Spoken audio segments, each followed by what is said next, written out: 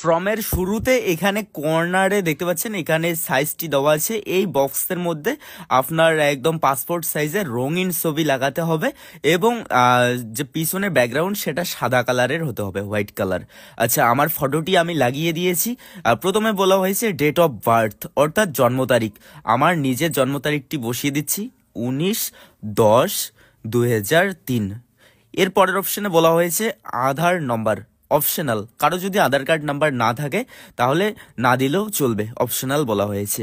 আচ্ছা, আমার আধার সংখ্যাটি লিখে দিচ্ছি 12টা সংখ্যা। তো আমি 12 ডিজিটের আমার আধার নাম্বার বসিয়ে দিলাম। এবং 3 নম্বরে বলা হয়েছে মোবাইল নাম্বার। আমার যে 10টি মোবাইল নাম্বার আছে, যেটি সব ক্ষেত্রে ব্যবহার করা হয় গুরুত্বপূর্ণ ডকুমেন্ট বা বিভিন্ন ফর্ম ফিল আপে, যেটা মেন মোবাইল নাম্বার, সেটা আমি এখানে বসিয়ে দিলাম।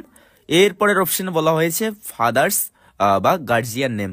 আচ্ছা, এখানে আমার বাবার নামটি আমি লিখে দিচ্ছি। আপনাদেরকে বলে রাখছি পুরো ফর্মটি আপনারা ইংলিশেই করার চেষ্টা করবেন, কারণ যেহেতু মোবাইল নাম্বার বা আধার কার্ড নাম্বার এগুলো বেশিরভাগ ইংরেজিতেই লেখা থাকে, সেই জন্য ইংরেজিতেই ফিল আপ করুন।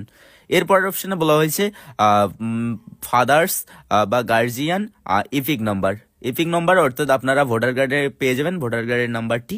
এখানে ব্র্যাকেটে বলা হয়েছে ইফ অ্যাভেলেবেল, যদি না থাকে তাও চলবে, না লিখলেও চলবে, অপশনাল রয়েছে। আচ্ছা, আমি আমার বাবার ভোটার কার্ডের নাম্বারটি সুন্দরভাবে বসিয়ে দিচ্ছি, কোনো কাটাকাটি করবেন না ফর্মের মধ্যে। এরপরের অপশনে বলা হয়েছে মাদার নেম। আচ্ছা, মাদার্স নেম, আমার মায়ের নামটি এখানে ইংরেজিতে বসিয়ে দিচ্ছি, আমার মায়ের নাম লিখে দিলাম। এরপরের অপশনে বলা হয়েছে মাদার্স ইপিক নাম্বার, অর্থাৎ মায়ের ভোটার কার্ডের নাম্বার।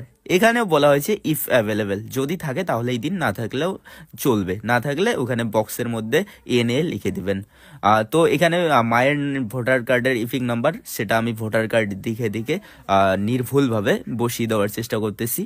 আচ্ছা, হ্যাঁ, মায়ের ভোটার কার্ডের নাম্বারও এখানে বসিয়ে দেওয়া হয়ে গেল।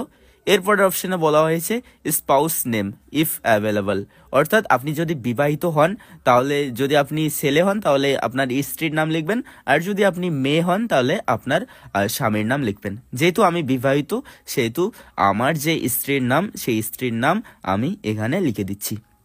আচ্ছা, এরপরের অপশনে বলা হয়েছে স্পাউস এফিক নং। আমার বউয়ের ভোটার কার্ডের যে নাম্বার রয়েছে, সেই নাম্বারটি আমি ভোটার কার্ড দেখে এখানে বসিয়ে দিচ্ছি। আচ্ছা, এগুলো বসানো শেষ। এরপরেই দুইটা ছক দেখতে পাচ্ছেন, নিচে দুটো ছক দেওয়া আছে।